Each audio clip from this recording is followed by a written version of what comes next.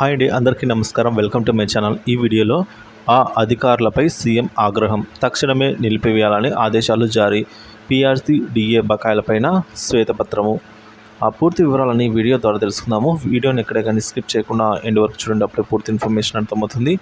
అలాగే వీడియోకి ఒక లైక్ చేసినట్లయితే వీడియో మరింత మందికి సజెస్ట్ అవుతుంది. ఫ్రెండ్స్ ఇక విషయానికి వచ్చినట్లయితే జీపీఎస్ గెజెట్ నిలిపేయాలని సీఎం ఆదేశాలు జారీ చేసిన విషయం మనకు తెలిసిందే. గ్యారంటీడ్ పెన్షన్ స్కీమ్ అయిన జీపీఎస్ జీవో గెజెట్ని అయితే నిలిపేయాలని ముఖ్యమంత్రి చంద్రబాబు ఆదేశించారు. సచివాలయంలో సోమవారం నిర్వహించిన ఆర్థిక శాఖ సమక్షంలో అయితే ఆయన ఈ అంశంపైన ఆరా తీశారండి. జీపీఎస్ గెజెట్ జారీ కావడంపైన అధికారులను ప్రశ్నించారు. గత ప్రభుత్వం ప్రతిపాదనపై ఇప్పటి ప్రభుత్వంతో ఉత్తర్వులు ఇవ్వడంపై చంద్రబాబు అభ్యంతరం తెలిపారండి. ప్రభుత్వం పెద్దల దృష్టితో లేకుండా ఎలా వచ్చింది అనే అంశంపై విచారణ చేయాలని ఆయన ఆదేశించారు. వెంటనే జీవో గెజెట్ను నిలిపేయాలని సూచించారు.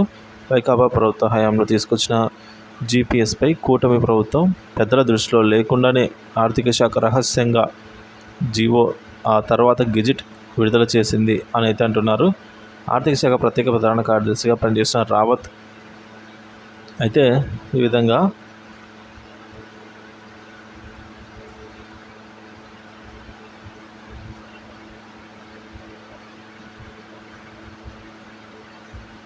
చెప్తున్నారండి.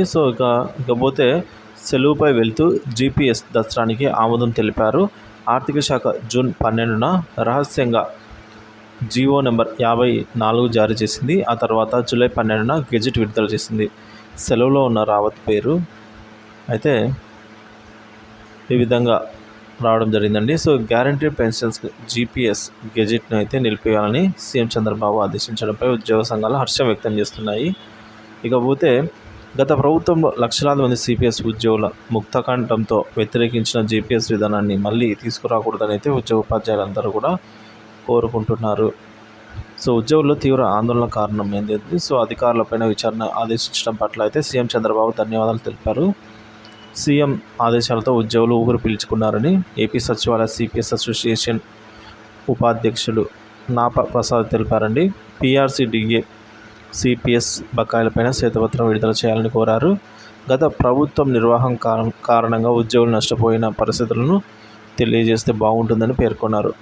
ఇక సిపిఎస్ స్థానంలో మెరుగైన విధానం కోసం ప్రభుత్వం కట్టుబడి ఉంటుందని అయితే ప్రభుత్వ పెద్దలు భరోసా ఇచ్చారని ఏపీ సిపిఎస్ ఈఏ అధ్యక్ష ప్రధాన కార్యదర్శులు కోరుకొండ సతీష్, సీఎం దాస్ ఒక ప్రకటనలో తెలిపారు. జీపీఎస్ గెజెట్ను నిలిపేయాలని సీఎం ఆదేశించిన వెంటనే సామాజిక మాధ్యమాల్లో ప్రభుత్వానికి అభినందనలు వెల్లువెత్తాయండి.